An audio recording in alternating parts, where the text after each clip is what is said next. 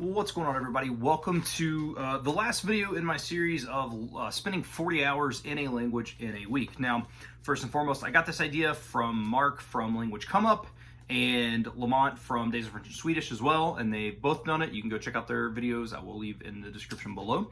But basically, I wanted to kind of have my own spin on it. Now, I know Lamont, I believe, is working from home right now, or maybe he works from home, period. I don't really know, but I know that Mark from Language Come Up took vacation time around this, and they spent 40 hours studying the language that they're studying over the course of a week, basically putting in a full-time workload into their language journey. Now, I wanted to do this, but mainly I wanted to see how much time I was wasting during the day. I didn't take any time off, so I still worked my standard 8 to 5 job.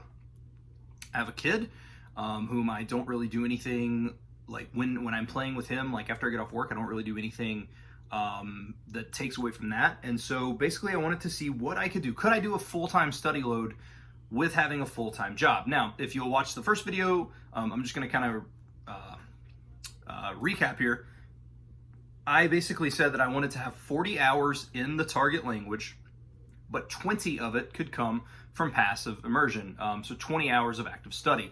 And I knew that if I could hit that, then I would be in a good spot, because I don't spend 20 hours a week in Japanese, whether it be like just doing some flashcards and then doing like active immersion and stuff like that. I just don't. So this was really, really big for me in order to kind of get a feel for where I'm at. So I'll go ahead and tell you my numbers right off, and then we'll just get into a bunch of different stuff. I don't have any, literally the only thing I have listed are my numbers here. As you guys know, I'm not like a note-taking guy, and I just kind of just speak from the hip, shoot from the hip, speak.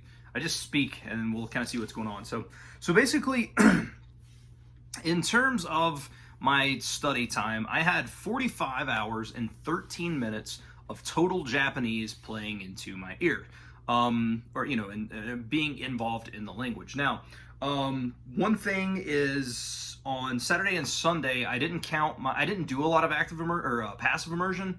But even though I didn't count a lot of it, just because I wasn't I'd already hit kind of that goal of where I needed to be. So I wasn't just like, oh, I'm just going to play this and then just stack my numbers because I can. Like, so I mean, I probably had way more than that, but 45 hours total. Now, the way that breaks down, of that 45 hours, 26 hours and 36 minutes of that was from active Japanese study. Now, that is flashcards, in terms of Anki, doing my Tango deck or my RTK deck. That is also active immersion, which I have those broken down as well, and I'm going to get into that. But active immersion, or using Bunpo for my grammar and things like that. And the way that the active breaks down is 14 hours and 2 minutes are from active immersion, just pure immersion, watching TV shows and stuff. I found a couple shows which I can get into, but so that's that. And then 12 hours and 34 minutes of study. So over 2 hours a day, barely over 2 hours a day, like 2 hours and 20 seconds a day of active immersion, which I think honestly helped me a lot more than I thought it would. Not that I didn't think it would, but like, you really see what a difference in immersing between 30 and 45 minutes, or maybe an hour a day, and then you bump it to 2 hours a day. You can really start to feel that difference. But so let's just go. I'm going to go down the line here. I'm going to start with study, and then I'll go to immersion, and then I'll go to just total, talking about passive, in case you guys have any interest in that. So in terms of study, what I did was I did my Tango deck and I did my RTK deck. And basically, I saved those for times when I had just a couple of minutes to kind of get on my phone. I didn't save it till the end of the day, because I knew if I did that, I would kind of go against my immersion. Like, I wouldn't be spending the time immersing. And so basically during the day, like if I woke up early, I would do a little bit of immersion there, or even like a Bunpo lesson for grammar. And then I would on lunch, however, I do so from there I would go to work. At work is when I do my passive immersion, which I will get into that after, because we're just talking about study right now. And then I do on lunch, I usually do all of the Tango reps. I usually have enough time to do that. Oh, and I'll do a Pimsleur lesson as well, which I don't know. I know there's kind of a mixed bag of feelings about it in the MIA community, but I like Pimsleur. I think it works pretty well. I'm through 16 Pimsleurs right now, because a lot of the stuff at the beginning was just purely like catch-up crap that I knew. And most of the stuff now is stuff that I know, but it's still a good refresher. But So I would do a Pimsleur lesson, and then I would spend 30 or 45 minutes on Tango, and that seemed to work pretty well. Tango, I am of course testing myself. I mentioned this in the video before, but just to, in case you're new here, Tango, I test myself on the reading. I will read it. It doesn't have furigana. It's if I can read the kanji, and so far that is going really, really well. I think I have, well, I can't check because I'm recording on my phone right now, but I think I have like a little over 600 cards left. The other thing is knowing that I had more time, and then knowing that I was going to dedicate more. I did up my reps. I didn't necessarily do 10 a day. Sometimes I would do 15, sometimes I would do 20. And then there was a specific day where I actually did 50, and that's because it was all stuff that I knew, but I wasn't overly familiar with the kanji. Like it was stuff like sushi, sashimi, like that kind of stuff, but I wasn't overly familiar with the kanji. Same thing with ringo. I had no clue what the kanji for that. I know what that word means, like it's apple, whatever, but like I had no clue what the kanji looked like. So testing myself on that, and so I did a bunch because I knew the words, and then enough of it was kind of centered around what I've learned in RTK that I could kind of make sense of what was going on. I don't know if that's the way I should be doing it, but it seems to be working for me. So, so I would do that. And then I would come home and then play with my son. I would do a little bit of immersion, and then I kind of went into like this time boxing thing that I've heard Yoga talk about and several other people talk about, and that is simply I would pop open RTK. I would do maybe 10, because like after I talked to Nuke Marine, I changed it from where all of my reviews are at the beginning and all the new cards are at the end. And I've actually found, I wasn't sure why anybody said that or what the deal was, but I actually find that to be incredibly beneficial. I don't know, it just really, really is to me. And it doesn't feel like as much of a hassle to get through now for some reason. I don't know. But basically I would set the cards up and I would do, so like let's say I had 80 reviews to do. I would do 10, and then I would watch 2 or 3 minutes of, like if I was watching Asuka channel play Mario Maker, I would watch 2 or 3 minutes of that. And then I would bounce back, I would do 10 more, and then I would watch 2 or 3 minutes of that. And so basically I did that, and that I think honestly helped me a lot. I feel like the kanji is sticking pretty well, but again, it's kind of hit or miss. That's just kind of the way it is, I guess, with RTK. But, and for the most part there, I was doing between 10 and 15 a day. I didn't really go up past that because kanji is still definitely a struggle point. Like I'm on my mature cards, which are cards that are over a month old. I'm still hitting at about 90. It's like 90.26% retention rate. So I'm still okay with that. And I know as long as it's above like 85ish, you're generally considered good. But anyway, so that's what I did. One note about study is, if you'll remember, what kicked all of this off is my when I deleted all the applications from my phone, all the gamification apps. I deleted Duolingo, and I deleted Lingodeer, and just all those gamification apps, right? And so I was like, you know what?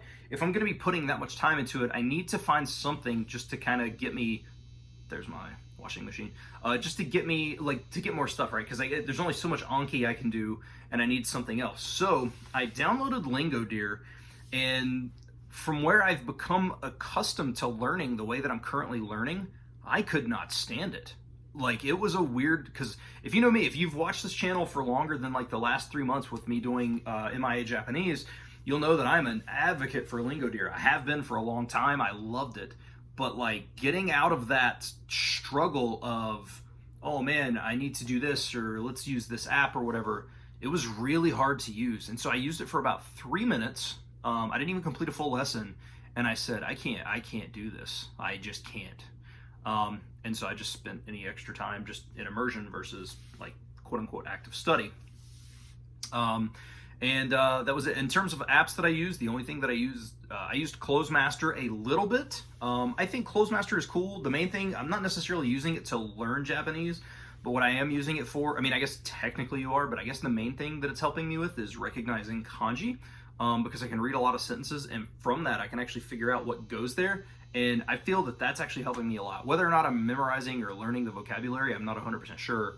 But I know that it's helped me with reading a lot, seeing stuff, because it's in different contexts than what is displayed on the Tango cards, right? Because it's the same things, but in many different sentences. And I've found so far that that's been pretty useful. But I use that, and then I use Bunpo. Actually, as a matter of fact, I think I did 2 days of Bunpo for grammar. I need to get through that because one of my goals is to finish the N5 grammar this month. But So anyway, I think that is it as far as study. Hopefully that wasn't too hard for you guys to follow. Now, going into immersion, 2 hours a day, essentially 2 hours and what did I say, 2 hours, 12 hours, 14 hours and 2 minutes, there we go, in terms of what I immersed in, and nothing really new. I did find an anime that I find to be pretty solid, and that is Psyche K, and the only thing I have an issue with is that they talk ungodly fast in that, and that has been kind of a struggle. I've watched like 5 episodes, but pretty much everything else will be YouTube videos. It's the same stuff I've always talked about. Asuka channel, Masuo Games playing Animal Crossing, and then watching some other stuff. There's like Kiritan Po, I believe her name is. And then there's like, her name is like Haruna something. I watch some of her stuff. And then I'll watch Jackpot. There's like 3 channels that the Jackpot community has. Jackpopato, and I'll watch some of that. And then I'll watch, I love basketball, so I'll watch a channel called, it used to be called Timeout. It was just called Timeout, but now it's called like Bomba Mentality, Ballin' with Bomba or something like that. He does basketball related videos like about the NBA and stuff, and again, it's just stuff that interests me, and that's pretty much the same general stuff I've been watching. I did restart Kantaro the Sweet Tooth Salaryman, which I watched, I've already watched before, but I loved it so much, and I started it again, and that was really cool. And the one big thing I noticed about that is that there's a lot more stuff that I know now. Now, that sounds way cooler than what it seems. I feel like a lot of times people say that, and people watching think, oh man, you understand a lot of it. That's not what I mean. You have to understand, instead of understanding 10 words, I understand about 40 words now. So I still have no clue what's going on, but I understand a lot more. That's just an example. I don't know what the actual numbers of what I understand is, but there are times when there are full sentences that go by, and I know exactly what that means without having to translate. It just hits you, and you know.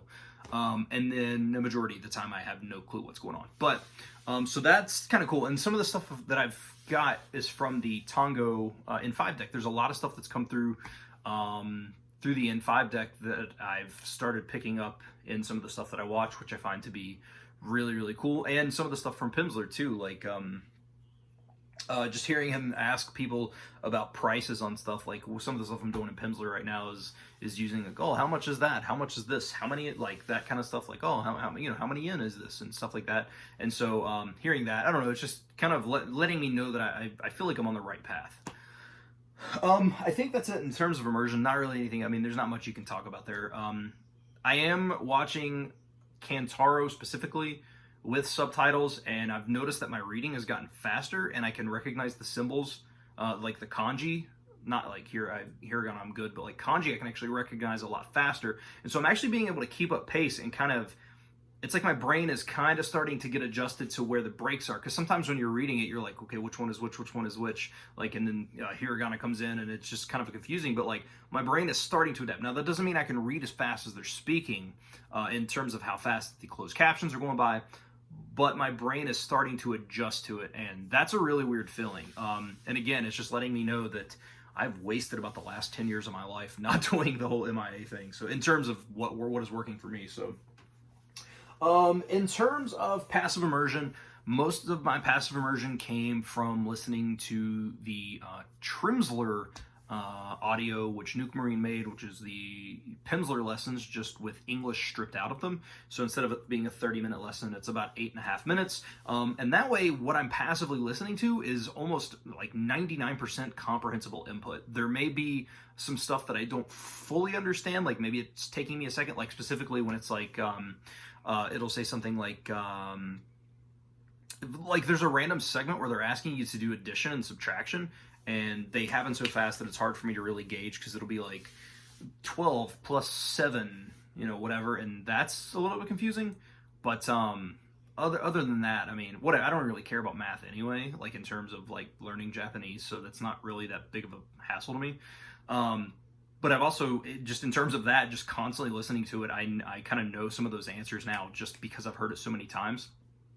But I think that seems to be working pretty well. I haven't gone into listening to like Kantaro or Psyche K or anything like that passively, because I still I could probably put together the scene as to what I'm hearing. But again, it's passive, so I'm not fully committed to paying it, because I listen to it at work. And I'm not fully committed to being able to hear it, so I would probably get lost really easy.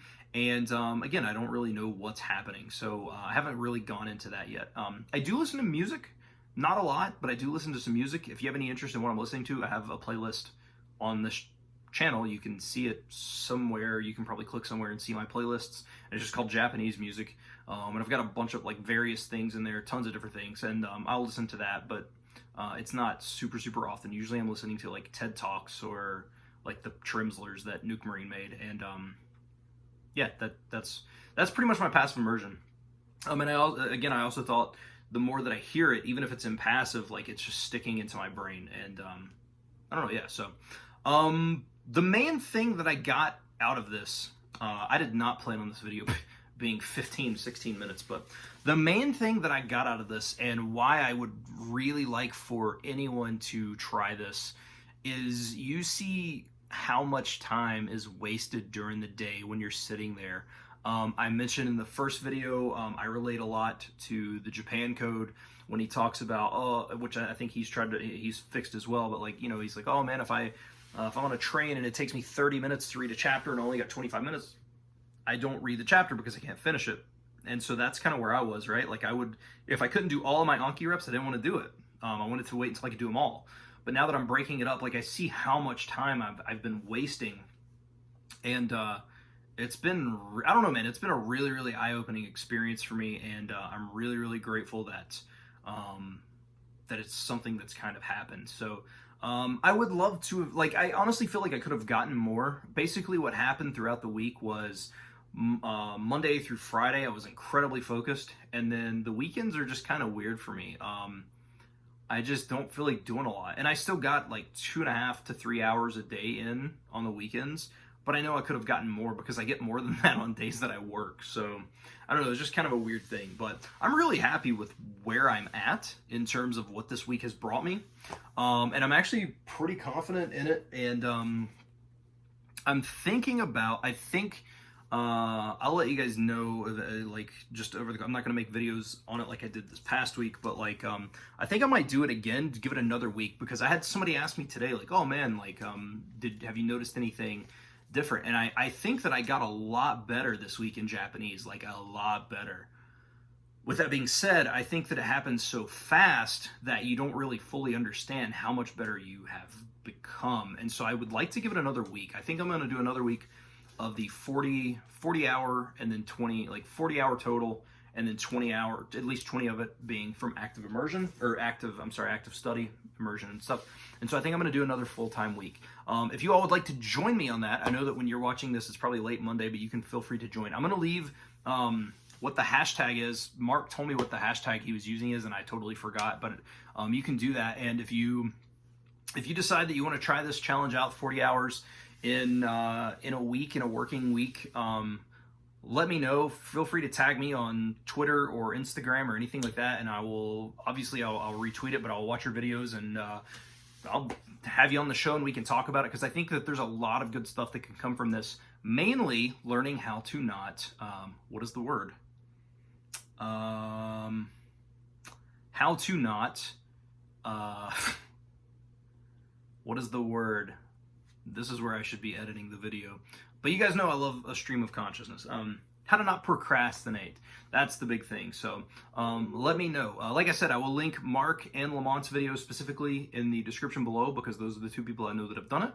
And both of them have incredible experiences and talk about some great stuff. And then I will leave the hashtag. Also, if you're watching this at 19 minutes in, thank you so much. You are the true MVPs. But yeah, that is going to be it. Stick around.